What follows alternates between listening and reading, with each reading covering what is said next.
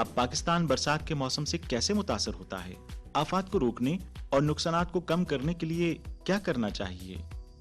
तो इस वक्त हम हैं शंघाई में AI 5G बगैर ड्राइवर के जो गाड़ी है वहाँ सेंटर पर मौजूद हैं, और हम आपको सैर करवाएंगे इस गाड़ी की, और हम आपको दिखाएंगे कि आने वाले वक्तों में आपको सड़कों पर ऐसी हज़ारों गाड़ियाँ नज़र आएंगी जिन पर ड्राइवर नहीं होंगे बल्कि आप बैठे हुए होंगे और वो खुद ब खुद रुकेंगी। थैंक्स टू CPEC आया और एग्रीमेंट हो गया। ये हम CPEC की तरह से हमारा पावर सेक्टर को कैपेसिटी बढ़ाएंगे, और CPEC ने 2 साल में 50% इंक्रीज कर दिया।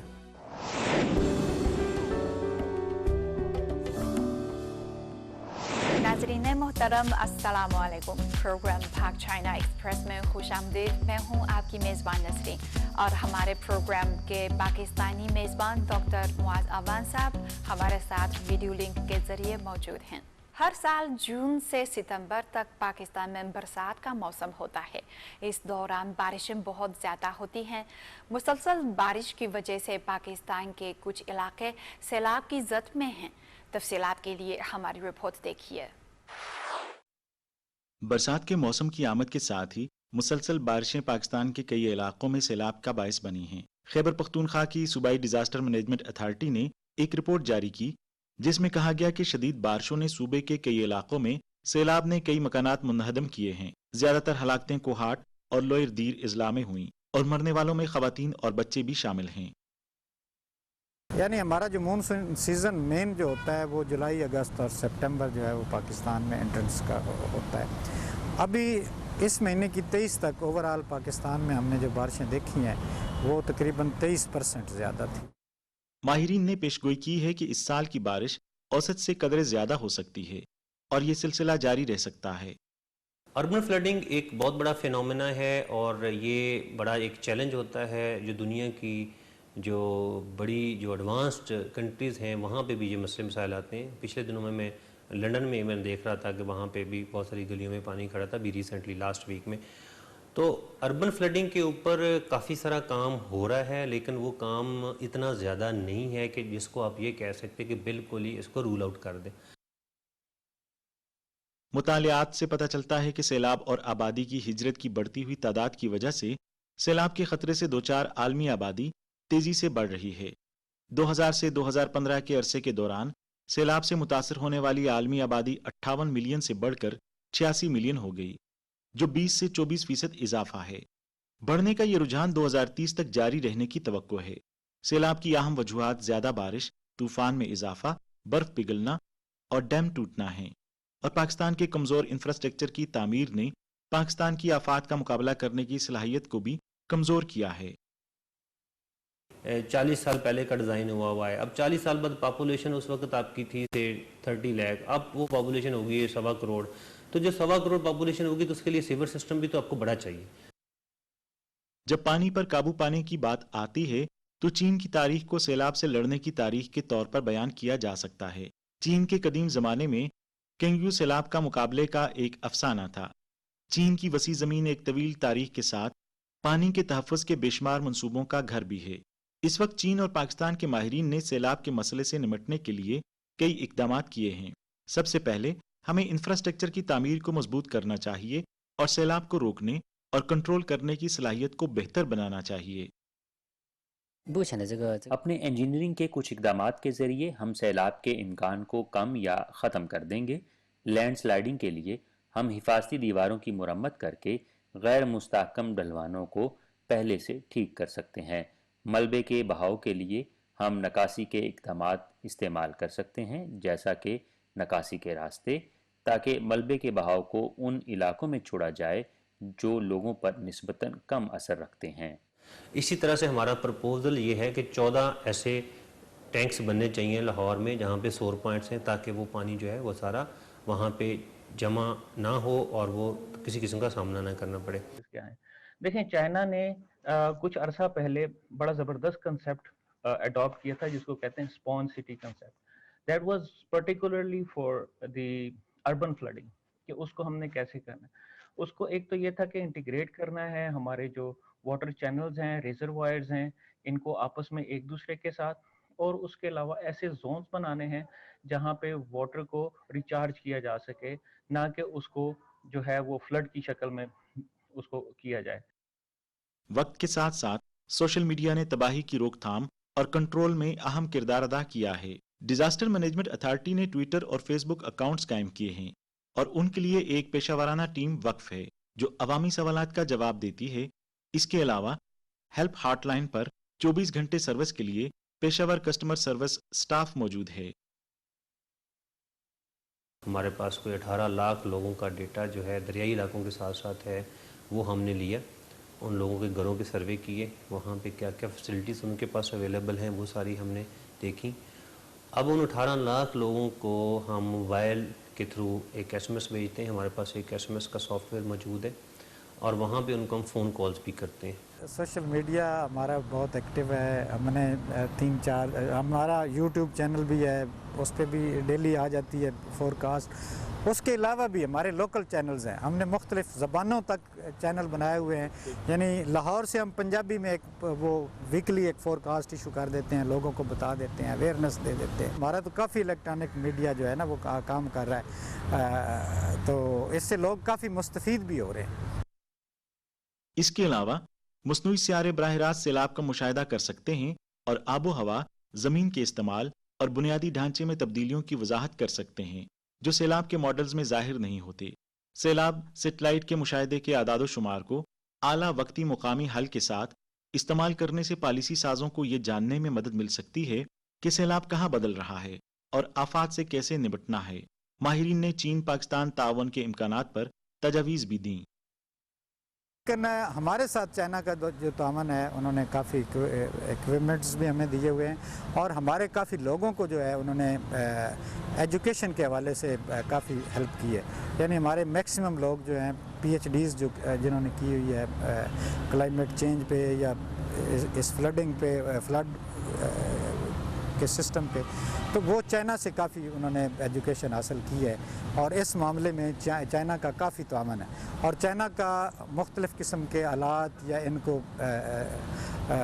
اپ ڈیٹ کرنے کا سلسلہ جو ہے وہ ہمیں چائنا سے کافی ہیلپ ہے، ہم چائنا کی خدمات کو اپریشیٹ کرتے ہیں۔ کچھ نئی آفات کی نگرانی اور ابتدائی وارننگز جو ہم نے تیار کی ہیں وہ ٹیکنالوجی، آلات، ساز و سامان اور تکنیکی طریقے ہیں۔ پاکستان کی قدرتی آفات کے رد عمل کو مربوط کرنے کے عمل میں ہمیں سائنسی تحقیق کرنے کی ضرورت ہے، اور دوسرا ہمیں تجرباتی بنیادوں پر عملی مظاہرے کے مقامات قائم کرنے کی ضرورت ہے۔ ہم شمالی علاقے میں کچھ مخصوص مشاہداتی مقامات قائم کرنے کے ساتھ ساتھ کمیونٹیز میں قدرتی آفات سے تباہی میں کمی لانے والے اقدامات کریں گے تاکہ ان علاقے کے لوگوں کے تحفظ کو یقینی بنایا جا سکے۔ مزید برآں ہم مقامی لوگوں کو آفات سے بچاؤ اور تخفیف علم پر تربیت دے کر پاکستان کی آفت کے خلاف مزاحمت کی صلاحیت کو بہتر بنا سکتے ہیں۔ در حقیقت سائنسی مواصلات کے ذریعے پیشہ ورانہ تربیت اور عام لوگوں کے لیے تربیت مقامی کمیونٹیز کی آفات سے بچاؤ اور تخفیف کی صلاحیتوں کو کئی سطحوں پر بہتر بنایا جا سکتا ہے، اور تمام فریقوں کو علاقائی یا قومی سطح پر تباہی کے بچاؤ کے مرحلے کو بہتر بنانے میں مدد کی جا سکتی ہے۔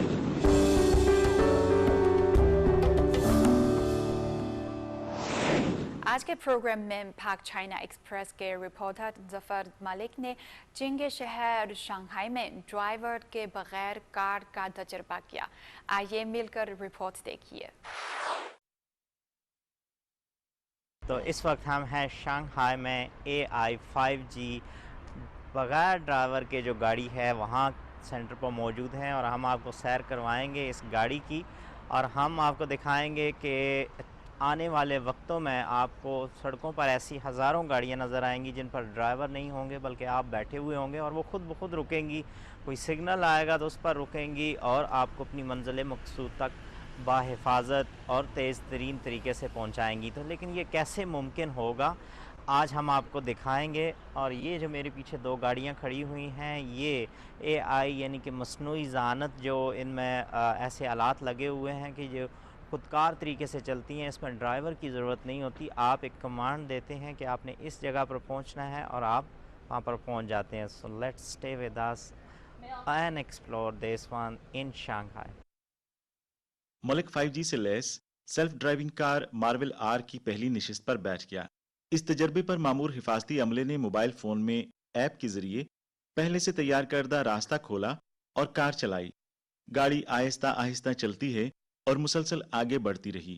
جب کسی چوراہے کا سامنا کرنا پڑتا ہے، ٹریفک لائٹ کا رنگ، اشارہ کھلنے میں باقی سیکنڈ اور دیگر معلومات خود بہت سینٹر کنسول کی سکرین پر ظاہر ہو جائیں گی اور وقتاً فوقتاً اصل صورتحال کے مطابق اپ ڈیٹ ہوتی رہیں گی۔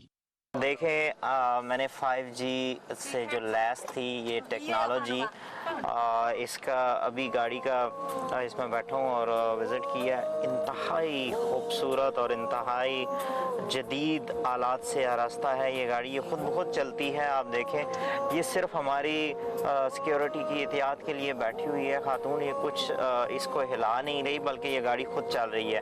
5G سگنل کے ساتھ گاڑیاں خود بخود پلوں، ٹریفک لائٹس اور موڑ کا تعین کر سکتی ہیں۔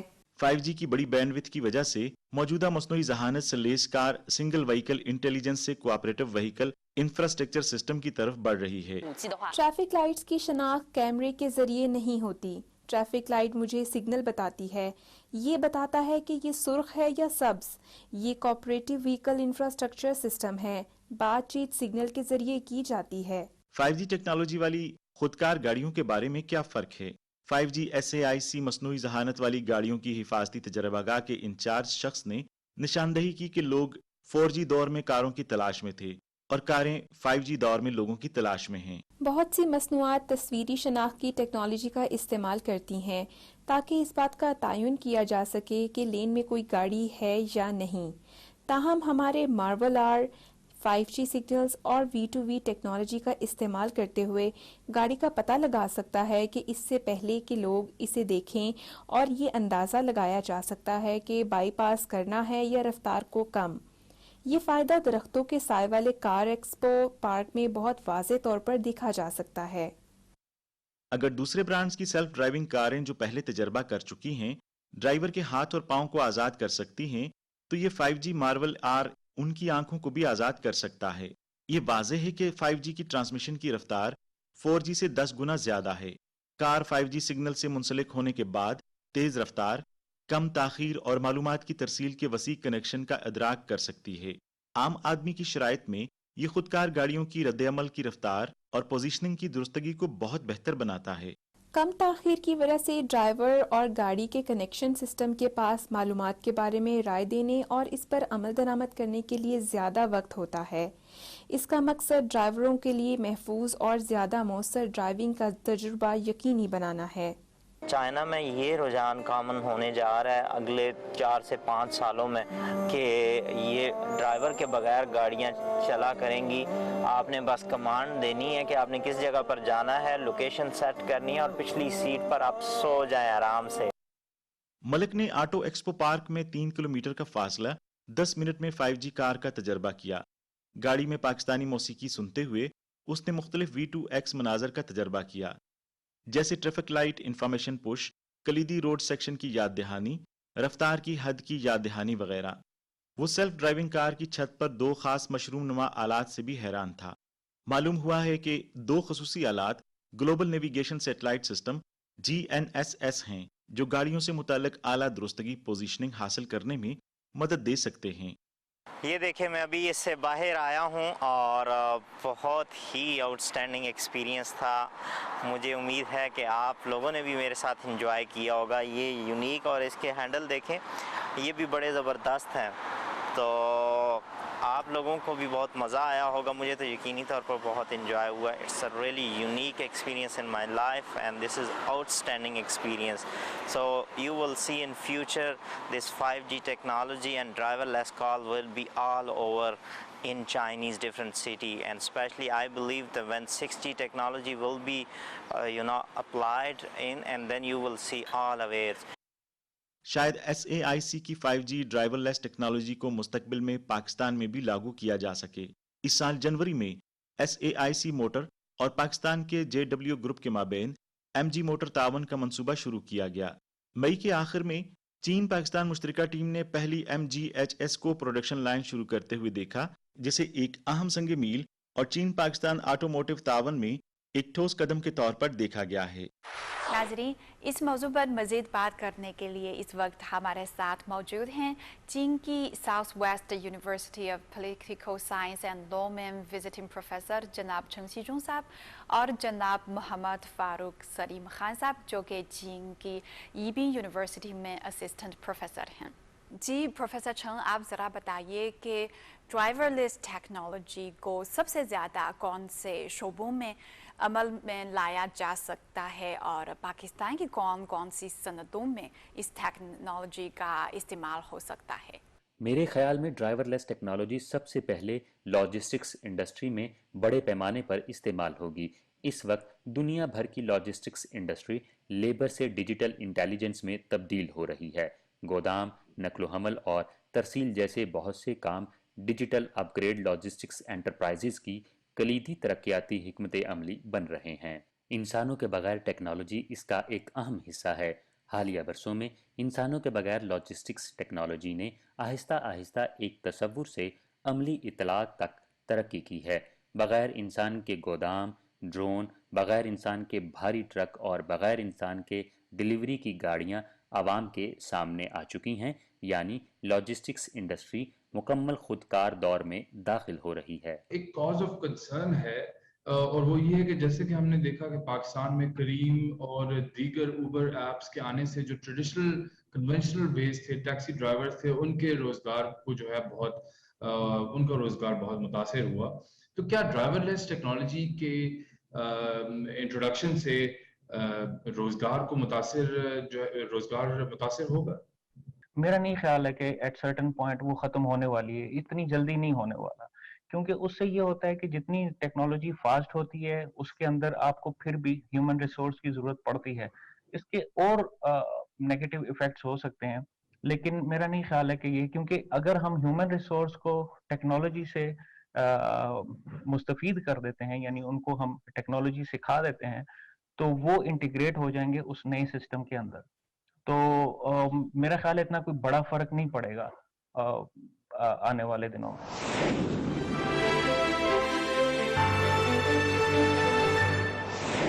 दाऊद विंड पावर प्रोजेक्ट सन 2015 में शुरू हुआ और सीपैक के पहले मरहले के 14 अहम मंसूबों में से एक है।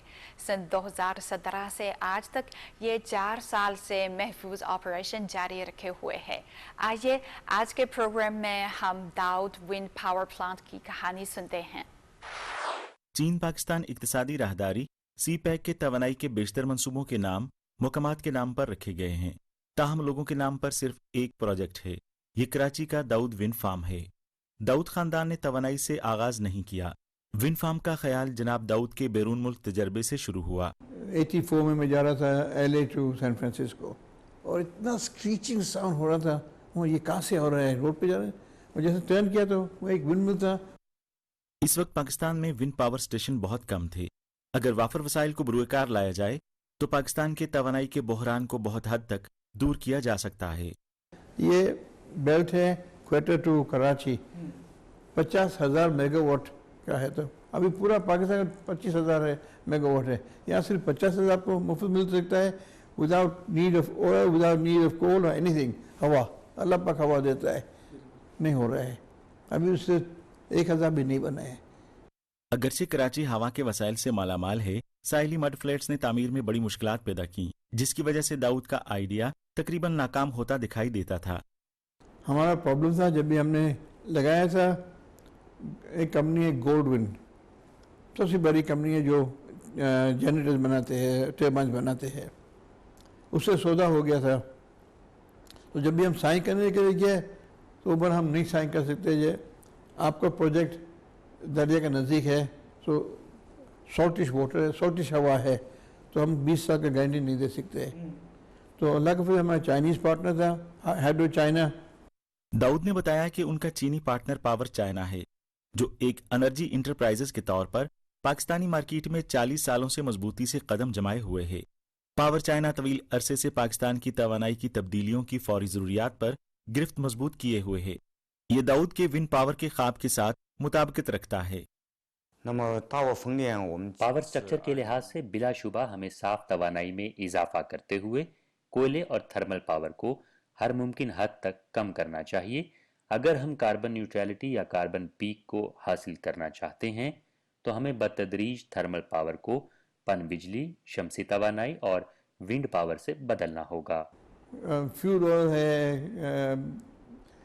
کولسا ہے، دنیا ابھی ورلڈ بینک پیسہ نہیں دیتا ہے کو پروجیکٹ بنانے کے لیے، آپ کرتے ہو کیوں؟ آپ کے پاس اللہ نے دیا ہے، آپ کے ساتھ کوئٹہ سے کراچی 50,000 میگا واٹ کا پوزیشن ہے، ہوا اتنی ہے 50,000 میگا واٹ، جو پورا ملک 75 ایئرس کے بعد 25,000 میگا واٹ بنا دیا ہے۔ یہاں 50,000 مفت ملتا ہے آپ کو، صرف یہ ڈنڈا لگاؤ اور پنکھا لگاؤ اور کچھ نہیں ہے۔ چین پاکستان اقتصادی راہداری کے پہلے 14 ترجیحی توانائی منصوبوں میں سے ایک کے طور پر داؤد ونڈ پاور پروجیکٹ 2015 میں باضابطہ طور پر شروع ہوا اور 2017 میں پیداوار شروع کی۔ اب داؤد ونڈ پاور پلانٹ 4 سال سے زائد عرصے سے اچھے معاشی فوائد کے ساتھ کام کر رہا ہے۔ عام طور پر 50 میگا واٹ کی اس کی نصب شدہ صلاحیت نسبتاً کم ہے، لیکن یہ ہمارا پہلا عارضی سرمایہ کاری کا منصوبہ ہے۔ داؤد ونڈ پاور پلانٹ بیرون ملک مارکیٹ میں پاور چین کا نئی توانائی کا پہلا منصوبہ ہے۔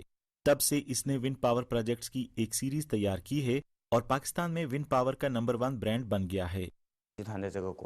اس وقت ہمارے پاس ونڈ پاور انڈسٹری کلسٹر ہے جس میں 8 ونڈ پاور پروجیکٹس زیر تعمیر ہیں۔